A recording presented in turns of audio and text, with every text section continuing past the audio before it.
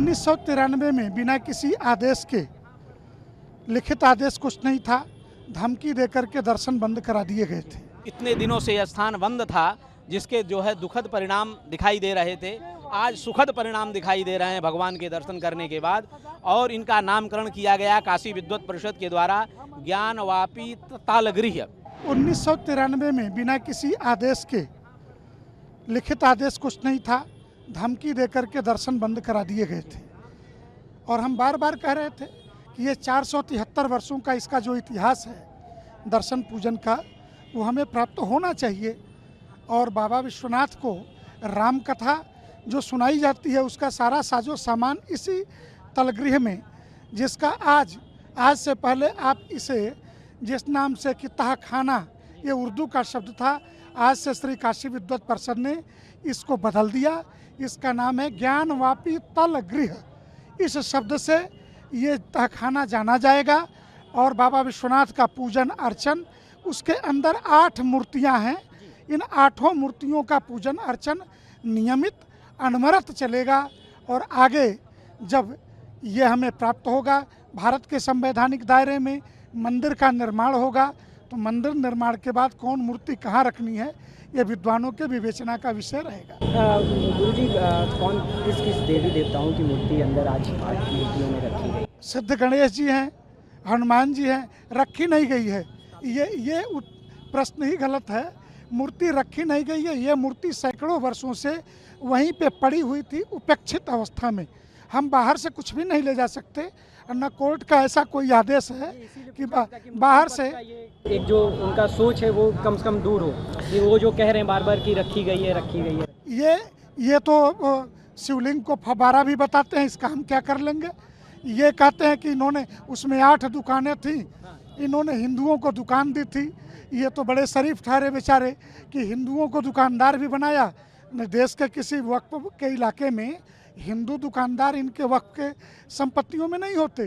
फिर भी ये कितनी बेशर्मी से कह रहे कि हिंदू दुकानदार थे, वो मूर्ति बनाते थे, टूटी मूर्ति डाल दिए। बुत भंजकों के यहाँ बुत परस्ती का सामान डाल दिया गया और ये बेचारे बर्दाश्त कर लिए। कितने क्यूट हैं ये जो है धूर्तता, ये बंद करें, इतना ही कहूँगा। अभी राम कथा का पाठ चल रहा है, जैसा कि पता लगा, अंदर लगातार पूजा और 5 भगवान शिव को राम कथा, अखंड रामायण का पाठ वहाँ सुनाया जा रहा है। पुजारी वहाँ पे पूजन कर रहे हैं। बाहर से 15-20 फीट की दूरी से हम सबने कानूनों का पालन करते हुए दर्शन किया है। पहले तो दर्शन करके आए हैं, जाना चाहेंगे और नामकरण के बारे में। देखिए, दर्शन करने के बाद एक अद्भुत अनुभूति प्राप्त हो रही है। और इतने दिनों से यह स्थान बंद था, जिसके जो है दुखद परिणाम दिखाई दे रहे थे, आज सुखद परिणाम दिखाई दे रहे हैं भगवान के दर्शन करने के बाद। और इनका नामकरण किया गया काशी विद्वत परिषद के द्वारा ज्ञानवापी तालगृह।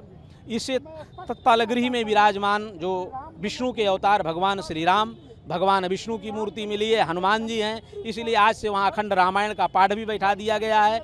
भोग आरती शुरू हो गई है और सभी हिंदू भाइयों के लिए दर्शन, झांकी दर्शन प्रारंभ हो गई है।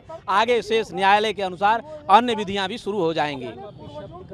ज्ञान का मतलब होता है, आप समझ रहे हैं, ज्ञान मतलब शिक्षा, जो ज्ञान का भंडार है उसका वापी है कुआं। वापी माने कुआं, ज्ञान का कूप है। और अंतर तालगृह है, तो तालगृह में विराजमान ज्ञान के जो दाता हैं हनुमान जी हैं, राम जी हैं और भगवान विष्णु हैं। इसीलिए इसका नाम तहखाना नहीं, ज्ञानवापी ताल मंदिर है। और ये ज्ञानवापी मंदिर है। देखिए, बहुत बड़ा डेवलपमेंट है ज्ञानव्यापी केस में। और मैं बताना चाहता हूँ कि व्यास परिवार के तहखाने में, उस सेलर में जो नंदी भगवान के ठीक सामने, वहाँ पूजा पाठ नियमित रूप से होती रहती थी। और गलत ढंग से वो पूजा पाठ रोकी गई थी नवंबर 1993 के बाद। बिना कोई रिटर्न ऑर्डर के वहाँ पे पूजा पाठ रोक दी गई। व्यास जी को उस तहखाने से बाहर कर दिया गया। Section 3 of places of worship act के वायलेशन में वहाँ बैरिकेडिंग लगा दी गई बिना किसी रिटर्न ऑर्डर के। मेरी इस बात को प्लीज़ अप्रिशिएट करिएगा कि बिना किसी रिटर्न ऑर्डर के पूजा रोकी गई और बिना किसी रिटर्न ऑर्डर के वहाँ बैरिकेडिंग लगाई गई, बिना कोई नोटिस दिए हुए। तो आज उस इलीगल काम को माननीय डिस्ट्रिक्ट कोर्ट वाराणसी ने रेक्टिफाई किया है। और मैं बहुत खुश हूँ कि राज्य सरकार ने कोर्ट के ऑर्डर की कंप्लायंस में वहाँ पे पूजा पाठ स्टार्ट कर दी। 7 दिन का टाइम दिया गया है, तो कब तक मानते हैं पूरा हो जाएगा? नहीं, पूजा पाठ शुरू हो चुकी है और कल रात से ही पूजा पाठ शुरू हो गई है। आज 12 बजे भोग आरती भी वहाँ पे हुई है और 5 टाइम वहाँ पे आरती होगी नियमित रूप से, उसका भी शेड्यूल मैंने मेंशन कर दिया अपने ट्वीट में।